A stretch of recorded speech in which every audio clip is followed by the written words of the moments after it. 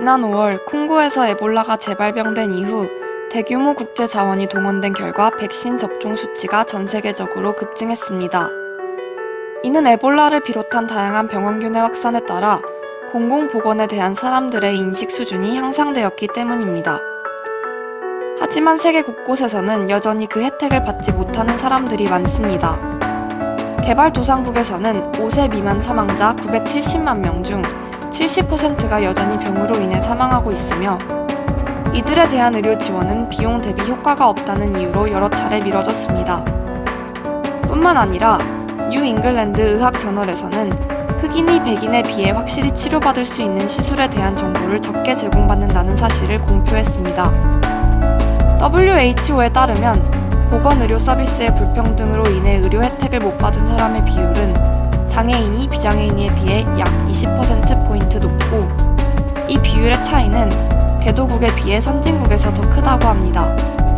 의료 보건 서비스는 생명 유지를 위해 사람이라면 마땅히 누려야 하는 권리입니다. 그런 서비스가 개인의 차이를 이유로 차별화되는 일은 없어야 될 것입니다. 그래서 준비한 의제, 평등한 치료의 권리 보장을 위한 국제적 논의. WHO 대사단 여러분의 적극적인 참여를 기대합니다. 정의로운 생각으로 세계를 정의하다. 제3회 G포스문.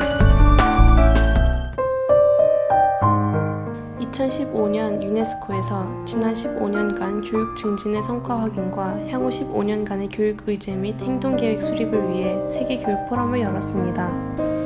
세계 교육 포럼에서는 15년 동안 많은 발전이 있었음에도 불구하고 여전히 교육의 불평등이 이루어지고 있다고 보고했습니다. 저소득 및 중소득 국가의 아동 6명 중 1명은 초등학교를 졸업하지 못하고 있으며 이는 총 1억 명에 달하는 규모입니다. 교육 이수율은 지역에 따라 극명한 차이를 보입니다. 학교를 다니지 못하는 비율은 농촌이 23%, 도시가 12%를 기록했으며 가구 소득에 따라서도 부유층이 9%, 빈곤층이 31%로 많은 차이가 납니다. 또한 가구 소득 수준은 상위 학교로의 진학에도 영향을 미치고 있습니다. 실제로 필리핀의 경우 극빈층의 중학교 진학률이 69%인 반면 부유층의 진학률은 94%에 달합니다.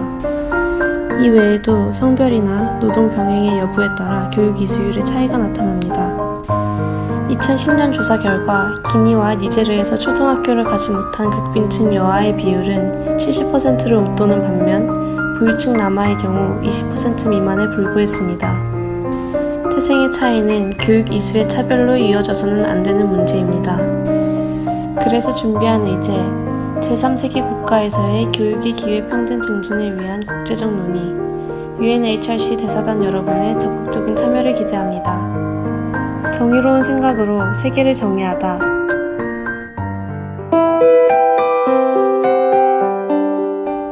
고 스티븐 호킹 박사가 완전한 인공지능의 개발이 인류의 멸망을 불러올 수 있다라고 경고했듯이 인공지능에 대한 비판의 목소리가 커지고 있습니다. 왜 그럴까요? 첫째, 많은 AI 전문가들은 인공지능 로봇이 인간의 일자리를 빼앗을 것이라고 전망합니다. 둘째, 인공지능 로봇으로 인한 일자리의 자동화는 선진국보다 개발도상국에게 더욱 위협적이라고 합니다. 현재 개발도상국의 강점은 농업과 제조업 분야에서 가격 경쟁력을 갖추고 있다는 점이지만 앞으로 로봇이 노동자를 대체해감에 따라 개도국들은 이런 강점을 잃어버리게 될 것이라는 주장입니다. 셋째, 인공지능이 개발됨에 따라 영향을 크게 받는 저임금 단순 기술직과는 달리 고임금 고급 기술직은 큰 영향을 받지 않아 빈부격차 또한 커질 것입니다. 결과적으로 소득과 기술 수준의 상위층이 있을수록 혜택을 받게 되며 이에 따른 양극화 심화를 막기 위한 방안이 필요하다고 강조했습니다. 많은 나라들은 인공지능 개발에 속도를 가하고 있는데요. 특히 중국 정부는 인공지능 분야에 매년 350억 위안 이상을 투자하고 있습니다. 인공지능의 개발은 다방면에 큰 영향을 끼치므로 지속적인 토론과 대화를 거쳐야 하지만 아직 제대로 이루어지지 않고 있습니다. 2018년 3월 미국에서 자전거를 끌고 가던 여성이 자율주행차에 치여 숨지는 사고가 발생했습니다. 이 사고는 우리에게 첨단 기술에 대한 사회적, 법적 규제 논의의 중요성을 일깨웁니다. 소피아에 대한 얘기 또한 빠질 수 없습니다.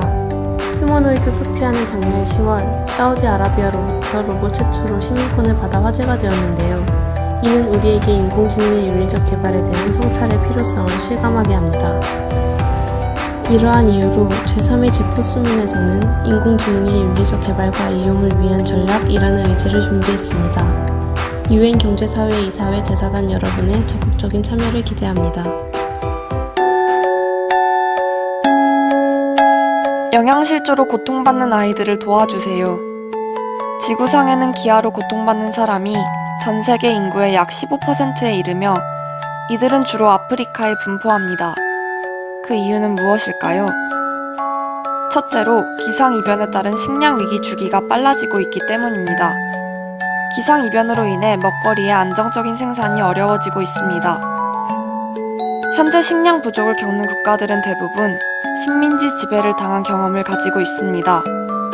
이러한 국가들은 수출용 상품 작물을 생산하기 위해 곡물 재배를 포기했고, 이런 상황에서 기상이변은 이들에게 더욱 가혹하게 다가옵니다. 둘째, 산업혁명 이후 농사도 이윤을 추구하는 산업이 되어 농민보다 농기업의 힘이 커졌습니다. 2010년에는 상위 10대 농기업 시장 점유율이 70%를 넘어섰다고 합니다. 또한 인류 역사상 가장 많은 수의 사람들이 기아로 고통받는 지금, 그 어느 때보다 더 많은 곡물이 가축의 사료로 사용되고 있습니다. 게다가 바이오 연료용 곡물 수요가 증가하여 농산 연료가 식량 위기에 미치는 비중은 75%에 달한다고 합니다. 2015년 9월에 열린 UN 정기총회에서 수립한 지속가능 개발 계획의 두 번째 목표는 제로 헝거입니다. 굶지 않을 권리. 이는 모든 인간이 기본적으로 누려야 하는 권리입니다. 그래서 준비한 의제, 제3세계로의 식량 보급 불균형 문제 해결을 위한 구체적 협력 방안, 안전보장이사회 대사단 여러분의 적극적인 참여를 기대합니다.